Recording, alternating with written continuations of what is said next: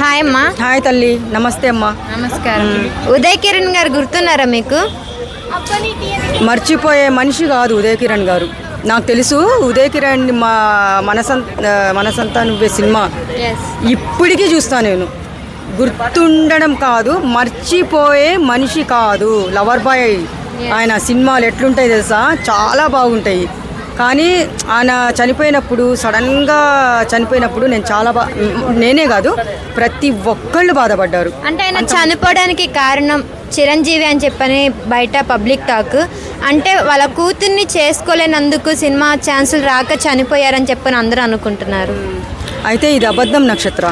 ఎందుకంటే ఇప్పుడు చిరంజీవి కారణం అని మనం అక్కడ అనుకోకూడదు. ఎందుకంటే చిరంజీవి పెద్ద కూతురు ఉంది చూసావా, చిరంజీవి పెద్ద కూతురు. ఇప్పుడు ఉదయ్ కిరణ్ చిరంజీవి ఫ్యాన్. ఆయనను చూసే సినిమాలు ఎలా చేయాలని చెప్పేసి, ఎలా ఇచ్చేయాలి యాక్టింగ్ అనేది చిరంజీవిని చూసే ఉదయ్ కిరణ్ నేర్చుకున్నాడు.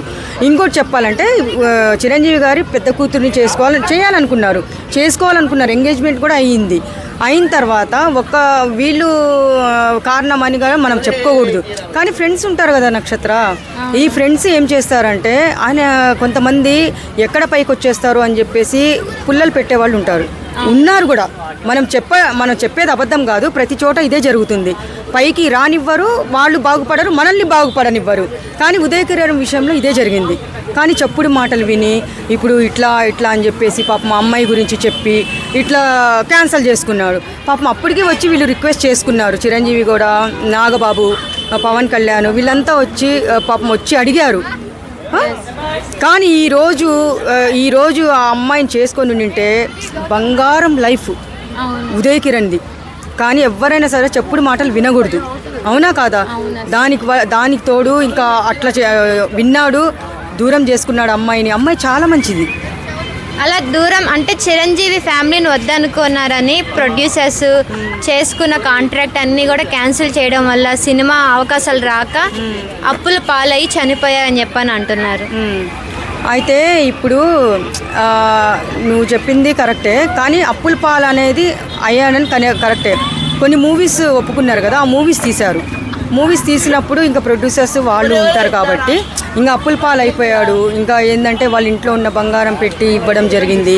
కానీ మళ్ళీ మ్యారేజ్ చేసుకున్న తర్వాత అమ్మాయి సాఫ్ట్వేర్.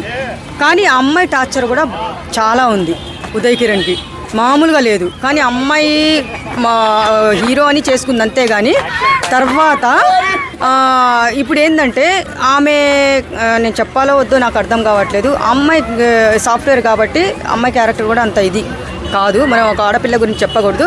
సగం చనిపోయింది మాత్రం ఆ అమ్మాయి వల్లనే 100%. కానీ చిరంజీవి మెగా ఫ్యామిలీ వల్ల ఆయన చనిపోలేదు. ఈరోజు అమ్మాయికి ఇచ్చి చేయాలని వాళ్ళందరూ మాట్లాడుకున్న తర్వాత, ఎంగేజ్మెంట్ చేసుకున్న తర్వాత వాళ్ళ వల్ల చనిపోవడం అనడం తప్పు. పుకార్లు అంటే ఆయన తీసుకున్న మూవీస్ కూడా ఒక రాంగ్ స్టెప్ తీసుకొని, అంటే తొందరపడి నిర్ణయం చేసుకొని తప్పుల సినిమాలు తీసుకోవడం వల్ల అంటే ఫ్లాప్ అయినాయి. అంటే ఆ నిర్ణయం తీసుకొని ఆ సినిమాలు ఫ్లాప్ ఒకటి అయిపోయినాయి. తీశాడు, తర్వాత మళ్ళీ తీశాడు మూవీస్. ఆ ఫ్లాప్ అవ్వడం వల్ల అప్పుల బాధ చెప్తారు కదా, అప్పుల బాధ. ఇంకా ప్రతి వైపు నుంచి ఆయనకి మైండ్ మీద ప్రెషర్ పడి పాపం ఏం చేయాలో అర్థం కాక ఆయన డిప్రెషన్లోకి వెళ్ళిపోయాడు.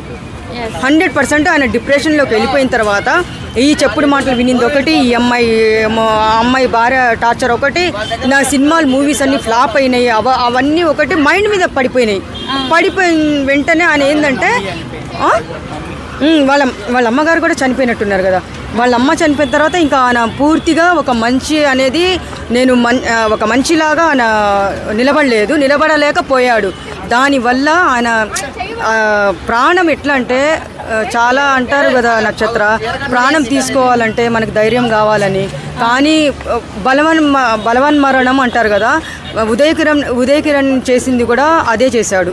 నాకు తెలిసి ప్రతి ఒక్క వైపు నుంచి ప్రెషర్ పడేసి డిప్రెషన్లోకి వెళ్ళిపోయి ఏం చేయాలని అర్థం కాక, కానీ కొంచెం ఆయన ఆలోచించి నాకు ఎవరికన్నా చెప్పుకొని ఉంటే నా బాధలు ఇవే అని చెప్పుకొని ఉంటే, శ్రీకాంత్ గారు కూడా చెప్పారు చనిపోయినప్పుడు, మాకు ఒక్క విషయం చెప్పుంటే మేమందరం కాపాడుకునే వాళ్ళము. ప్రతి ఒక్కళ్ళు మాట్లాడారు అక్కడ. కానీ మాట్లాడారు, మేం బతికించుకునే వాళ్ళము, మాకన్నా చెప్పలేదని చాలామంది ఏడ్చారు. కానీ ఉదయ్ కిరణ్ చాలా తొందరపడ్డాడు, బతికి సాధించుంటే బాగుండు.